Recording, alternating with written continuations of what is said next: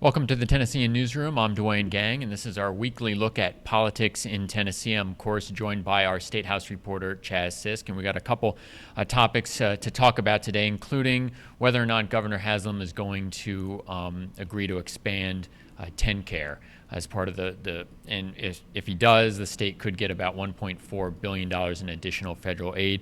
But it's kind of controversial. There's a lot of conservative activists oppose this expansion. There was a rally in front of the Capitol yesterday with some people opposing the TennCare expansion, including Congressman Scott DesJarlais. He was there.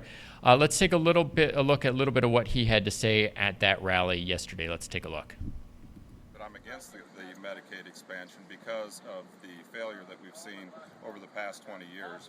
I lived it as a physician, and I know that they had to remove people from the TennCare program. Governor Bredesen did in order to keep the state essentially from going bankrupt.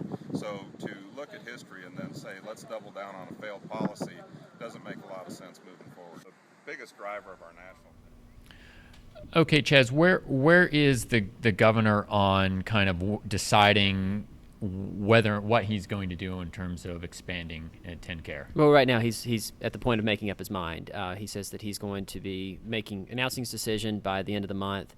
It'll probably come in tandem with the budget. Any federal money like this $1.4 billion, if he does expand, needs to be accounted for in the budget, even though it would not be coming out of Tennessee taxpayers. So he does have to make a decision by the end of the month if he expects to have anything happen in the next fiscal year. Now, of course, there's a big. There was I think about 100 people or so yesterday rallying against this. Where are people lining up? Who is kind of pushing the governor to expand? Well, of course, Tea Party groups are very much against expansion, been against Obamacare from the beginning, and they certainly haven't changed their minds any. On the other side, the real push for it is the hospital industry. The part of the Affordable Health Care Act is that their payments would be reduced for free care because the expectation is that most of these people would be insured. So they're really pushing for expansion so that they're not left in the lurch there. Now, can the governor make this decision on his own, or does he need to get the General Assembly to weigh in as well? Well, he needs to get them to sign off on the budget. He doesn't need a law of any kind. The Republicans some Republicans do have a law that would bar him from passing it. Some Democrats have a bill that would allow him to pass it, but he doesn't really need a law to do it. He just needs to get them to approve the budget. Right. And speaking of the budget, I mean, what's the time frame on when he hopes to present a budget? Yeah, typically late March, early April, he presents a budget. They're looking for an adjournment by the end of April, so I think it'll be on the early side this year. Right. Okay, let's transition to a couple of the other kind of hot button topics that the legislature is facing this week and in the weeks to come. One is school vouchers and whether or not the state is going to weigh in on and come up with a voucher plan. Again, another kind of controversial topic. Just the other day, the Williamson County Schools chief warned that charter schools and vouchers could lead to lower home values down there. Where is the governor on this voucher plan? Well, he's presented a plan that's very narrowly tailored to the bottom 5% of schools. It's only about 5,000 vouchers statewide. It's essentially a Memphis program, pilot program for Memphis. It would eventually expand to 20,000 vouchers, but it would still only be the lowest performing schools. The students would have to have been attending one of those to get into the program. That's where Williamson County is concerned, is that there's some talk about lifting some of those caps in terms of the schools you go to and the income levels to get the vouchers. And they're worried that a voucher program will start to undermine their system. Right. And one of the other issues that we're following, of course, and we seem to talk about it every week, but it's kind of working its way through the General Assembly. And, of course, it's, an issue that a lot of residents care about as well as, businesses. Where are we on the wine and grocery stores bill? It did pass I believe, a key House committee last week. So what's the next step on trying in the process for that bill to work its way through? Wine and grocery stores is kind of like vouchers and TennCare. It's just something we're going to be talking about every week for the rest of the session.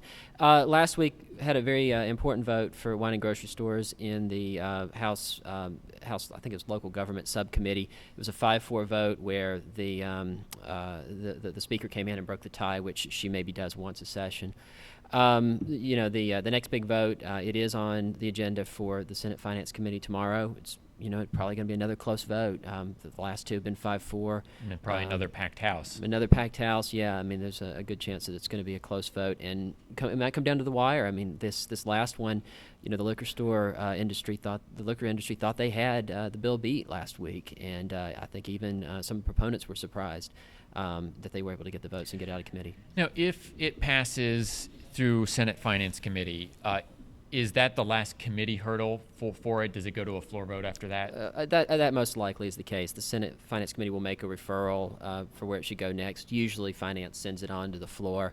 It does have a couple of hurdles at least to clear in the House. I mean, it's got a ways to go. Right. So it's moving a little faster. Well, relatively speaking, in the Senate that is in the House right now. Well, it's one of these situations where neither side wants to get ahead of the other. The Senate took the first vote; they wanted the House to take a vote. Now they put off a second vote last week so that the House could get even with them. So they may take this second vote. Then the House is going to take a vote, and it probably won't even come out on the Senate floor until it's gotten all the way through the House committees, because they don't want to be on record, voting on it on the floor when it dies in the House. And so tomorrow, what time do we expect the Senate Finance Committee to begin taking this up? I mean, they meet at 8:30. It's always it's difficult to predict when things are going to happen. There was some thought last week that they might take action on it, but they didn't. So that committee meeting runs 8:30 to 10:30. Assuming there's no delay, then it should be sometime in that. And I'm assuming you'll be there and tuning in and providing us updates. Yeah, absolutely. Yeah. All right, sounds good, Chaz. So again, tomorrow that wine and grocery store bill faces another key hurdle in the Senate Finance Committee. Chaz will be there. To follow it along, you can follow him on Twitter at Chaz Sisk or on Tennessean.com, and of course our In Session Politics blog. That's it for our weekly look at politics in Tennessee. Thanks for joining us.